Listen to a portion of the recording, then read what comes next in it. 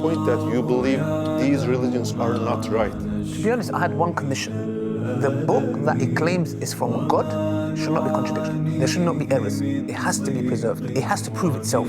That was the only one condition I had. So I used that condition to go through the Bible, the Old Testament, the Qur'an, the Bhagavad Gita, the Vedas, you name it. I had one rule, and I said, if any book claims to be from God and is divine, it has to prove itself to me. The Qur'an, there's a specific verse in the Qur'an which hit me, which Allah subhanahu wa ta'ala says in the Qur'an, that if this was from other than your Lord, you would find many contradictions and errors in it. That's number one. Number two, which was very profound to me, is like Allah subhanahu wa ta'ala saying, bring a chapter like it, if you're truthful. That's I'm stepping up to what I'm saying, you know. In the Qur'an, I was like, okay, hold on a second, let me put this to test. Because it's saying, bring a chapter like it. So when I researched and I realized that this verse was given to Arabs who were poets, who were par excellence in the Arabic language, and they couldn't bring a chapter like it, and some of them were amazed by it. So to me, it was like, wow. And then I looked right to yourself to say this is not from God. And then I looked into the Prophet, peace be upon him, his life, and all this kind of stuff. They added up. So to me, you know, that was one of the reasons. And one other thing that was very profound. You see, sometimes a lot of people say, I'm not religious, I'm free. We're not free, nobody's free. We are all slaves to something. Be it your money, be it the opposite gender, be it the car, be it whatever you have in your, be it your image, you are a slave to something. How? I didn't choose my name, I didn't choose my mom and dad, I didn't choose the way I look.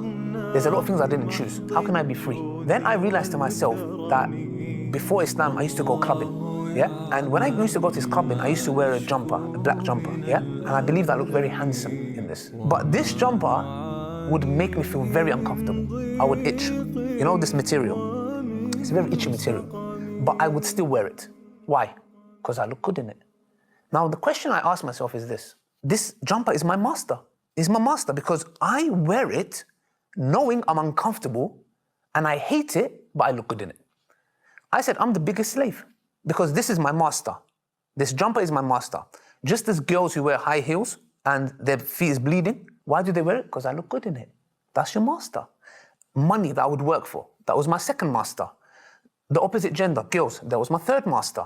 And I said to myself, these are all my masters and I'm a slave to all of them. I realized and said, I have to break the chains and free myself from them. And then I said, they are not deserving of my worship. Because when we're talking about worship, we're not talking about going into prostration, because Allah says in the Qur'an, have you seen the one who takes his desires as his God? So when we talk about worship, people think, you know, when we say, oh, you worship money, they think we take money and we bow down to it. No, we don't. If that money is your life and everything, that's your ilah, that's your God. So I realized and said, I'm going to break those shackles and be a slave, because we all have to be a slave, to the one who deserves it, Allah. When I started to be a master to the true creator, when I enslaved myself to Allah and break the shackles, that's when I became free. Because I didn't care about who thinks of what of me. When I used to go to university, so my family can say, oh, he's got a degree. Why do I care what they think? Why do I care about what this guy thinks or that person thinks? And I realized that we are all in a state, if you're either going to worship Allah or you're going to worship other things. There's always going to be some kind of a God in your life, which is false. Worship the true one. And when I came to Islam, it's like I freed myself from the whole world. And I said, look, now I'm totally free. I don't care what anyone calls me. When I came to Islam, people said, oh, this guy's ISIS. This guy, look at him. They called me traitor. You know, but to me, it's like, I don't care what you think of me. I care about what the one who created me. I need to work to prove something to him, because you guys are never going to be happy. And when I die, you're probably going to backbite me.